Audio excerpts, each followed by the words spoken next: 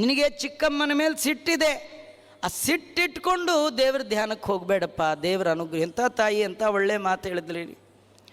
ಇದು ಯಾರಿಗೋ ಹೇಳಿದ್ದು ಅನ್ಕೋಬೇಡಿ, ನಮಗೇನೆ.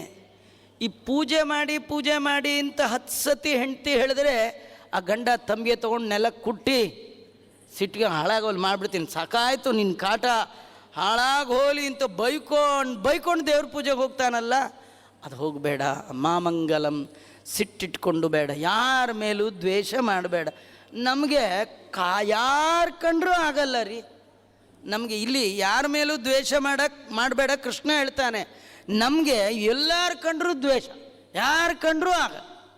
ಗಂಡನಿಗೆ ಹೆಂಡ್ತಿ ಕಂಡ್ರಾಗಲ್ಲ, ಹೆಂಡ್ತಿಗೆ ಗಂಡ ಕಂಡ್ರಾಗಲ್ಲ, ಗಂಡ ಹೆಂಡ್ತಿಗೆ ಮಕ್ಳು ಕಂಡ್ರಾಗಲ್ಲ, ಮಕ್ಳು ಕಂಡ್ರಿಗೆ ಅಪ್ಪಂಗೆ, ಅತ್ತೆಗೆ ಸೊಸೆ ಕಂಡ್ರಾಗಲ್ಲ, ಸೊಸೆಗೆ ಅತ್ತೆನ ಕಂಡ್ರಾಗಲ್ಲ, ಶಿಷ್ಯರು ಕಂಡ್ರೆ ಗುರುಗಳಿಗಾಗಲ್ಲ, ಗುರುಗಳು ಕಂಡ್ರೆ ಶಿಷ್ಯರಿಗಾಗಲ್ಲ.